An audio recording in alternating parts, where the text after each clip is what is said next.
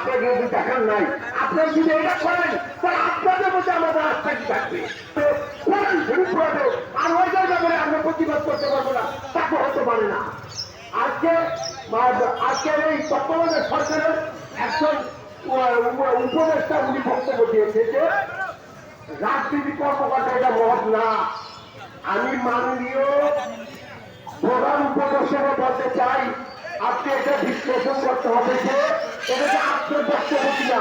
কোন রাজনীতি কর্মী, কোন রাজনীতি দল যদি প্রতিহিংসা পালন হয়ে কাউকে আঘাত করে আর যদি বলা হয় এটা রাজনীতি কর্মসূচি, সেটা অত্যন্ত দুঃখজনক।